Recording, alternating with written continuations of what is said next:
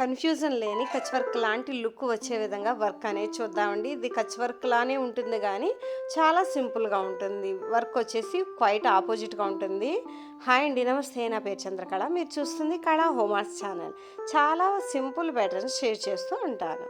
ఇక today's pattern కోసం మనం ఇలా యాంకర్ థ్రెడ్ 2 స్ట్రాండ్స్ తీసుకున్నాను. ఇక్కడ లైన్స్ వచ్చేసి మనం ఒక ఇంచు పైన ఒక 5 సెంటీమీటర్స్ ఉండేటట్టు చూసుకున్నాను. ఎందుకంటే మనకి ఇంచ్ లెంగ్త్ వైజ్లో మనకి కచ్ వర్క్ బూటీ అనేది వస్తుంది.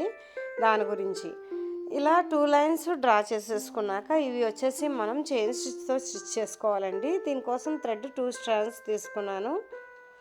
జస్ట్ బిగినర్స్ కోసం ఏ విధంగా చైన్ స్టిచ్ చేసుకోవాలో చూపిస్తున్నాను. ఇలా నీడిల్ పైకి తీసుకున్నాక అక్కడే దించుకుంటే మనకి ఇలా లూప్ లాగా వస్తుంది. ఆ లూప్ మధ్యలోంచి నీడిల్ మళ్ళీ పైకి తీసుకుంటే లాగేసుకుంటే చైన్ అనేది ఫామ్ అవుతుంది. ఈ విధంగా చైన్ స్టిచ్ పైన లైను ఈ లైను 2 లైన్స్ని చైన్ స్టిచ్ తోటి ఒక్కసారి స్టిచ్ చేసేసుకుందాం.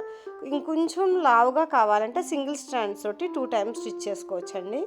ఇక్కడ వచ్చేసి నేను కచ్ వర్క్ బూటీస్ మధ్యలో ఇలా ఒక మిర్రర్ స్టిక్ చేసి దానికి ఫ్రేమ్ కూడా స్టిక్ చేసేసుకుంటున్నాను. ఈ మధ్యలో మనకి బూటీస్ అనేవి 1 ఇంచ్ కన్నా తక్కువలోనే లోపల మనం డ్రా చేసుకోవాలి.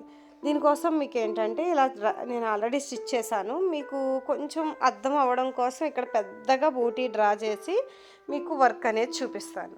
ఎందుకంటే అంత సింపుల్ వర్క్లో మీకు థ్రెడ్స్ ఎలా తిరిగినవి అనేవి కొంచెం కన్ఫ్యూజన్ అవుతుందని ఈ విధంగా పెద్దగా ఉంటే చాలా ఈజీగా మనకు అర్థమవుతుంది. ఇది ఏంటంటే కచ్ వర్క్లో మనం కార్నర్స్లో స్టిచ్ తీసుకుంటాం. ఇది వచ్చేసి క్వైట్ ఆపోజిట్ ఉంటుందండి. కార్నర్స్ ఇక్కడ వదిలేయాలి, అంటే స్టిచ్ తీసుకోకూడదు, మధ్యలో స్టిచ్ తీసుకోవాలి. మధ్యలో మనం టాకాలు వేసుకోవాలి. ఏమిలి పెట్టక్కర్లేదండి, సింపుల్గా ఇలా టాకాలు వేసేసుకోవాలి. ఇలా మధ్యలో కార్నర్స్ అయితే వదిలేసుకోవాలి, అంటే లైన్లో ఉన్న కార్నర్స్ వదిలేసుకుని మధ్యలో స్టిచ్ వచ్చేటట్టు అనమాట. ఇలా ఒక బాక్స్ తర్వాత మిగతా అన్ని బాక్సులకి ఈ విధంగానే స్టిచ్ వేసుకోవాలి. ఇంకొకసారి ఈ బాక్స్ చూపిస్తాను, ఎందుకంటే మీరు కన్ఫ్యూజన్ కాకుండా అర్థమవుతుందని. మిగతా బాక్స్ అన్నీ నేను ఓన్గా వేసేస్తాను. ఇలా మధ్యలో టాకాలు వచ్చేటట్టు వేసుకుందాం.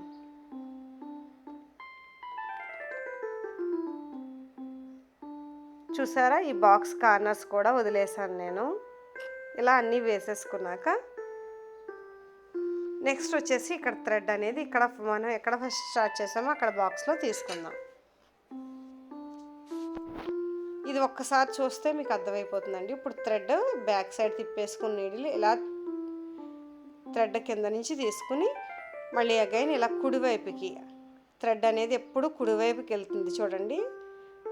ఇప్పుడు మనకి థ్రెడ్ అడ్డొచ్చింది కదా, దానికి పైనుంచి తీసుకున్నాను. కింద నుంచి ఫస్ట్ వచ్చింది కాబట్టి నెక్స్ట్ది పైనుంచి వస్తుంది. ఇప్పుడు ఇలా నెక్స్ట్ బాక్స్లోకి ఎంటర్ అయిపోవాలి. మళ్ళీ కుడివైపు చేతికి కుడివైపు థ్రెడ్ అనేది మూమెంట్ ఉంటుంది, అంటే వెళుతుంది అనమాట, అది చూసుకోవాలి. మధ్యలో థ్రెడ్ వచ్చిందని నొక్కు పెట్టేసుకుని ఇలా పైనుంచి నీడిల్ తీసుకుని మళ్ళీ నెక్స్ట్ థ్రెడ్లోంచి కింద నుంచి తీసుకున్నాం. ఈ కార్నర్స్ మనం పూర్తిగా లాగేయకూడదండి, ఇక్కడ కొంచెం లూజ్గా ఉంటేనే అందంగా ఉంటుంది వర్క్ వచ్చి. మళ్ళీ ఇలా తీసుకున్నాక రైట్ సైడ్కి మధ్యలో థ్రెడ్ నొక్కు పెట్టుకుని కింద నెక్స్ట్ దాంట్లోని తీసేసుకోవాలి. ఇప్పుడు మళ్ళీ మధ్య బాక్స్లోకి థ్రెడ్ వస్తుంది.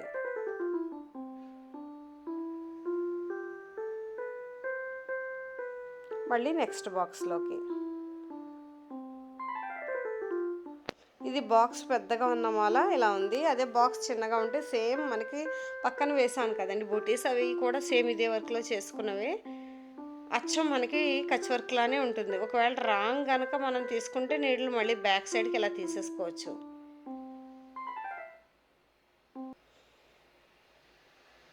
అంటే థ్రెడ్స్ మనకి మధ్యలో తీసుకున్నా అలాంటి ఏమైనా రాంగ్గా గమ్ముని నీడిల్ వెళ్ళింది అనుకోండి, బ్యాక్ సైడ్ తీసేసుకుంటే ఈజీగా థ్రెడ్ అనేది వచ్చేస్తుంది.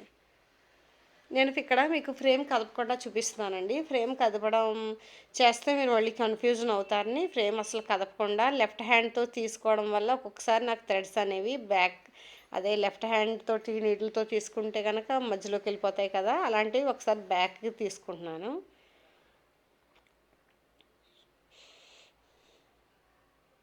మనకి ఈ బాక్స్ కూడా కంప్లీట్ అయిపోయింది. మధ్యలోంచి మళ్ళీ నెక్స్ట్ బాక్స్కి ఎంటర్ అవుతాం. ఇలా నీడిల్ పైనుంచి మళ్ళీ కింద నుంచి. ఇప్పుడు ఈ టాకాలోంచి కింద నుంచి డైరెక్ట్గా వెళ్ళిపోయి మళ్ళీ ఇంకో టాకాలోంచి ఇప్పుడు దీంట్లోంచి డైరెక్ట్గా వెళ్ళిపోవాలి.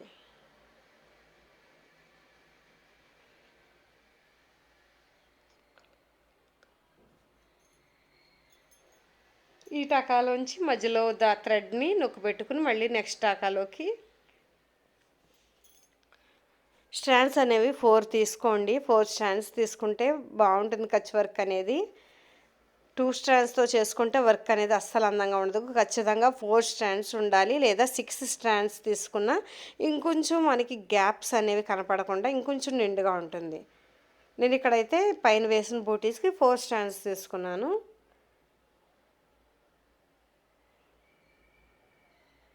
నీడిల్ నెంబర్ 9 కానీ 6 కూడా పనిచేస్తుందండి, 4 స్ట్రాండ్సే కాబట్టి.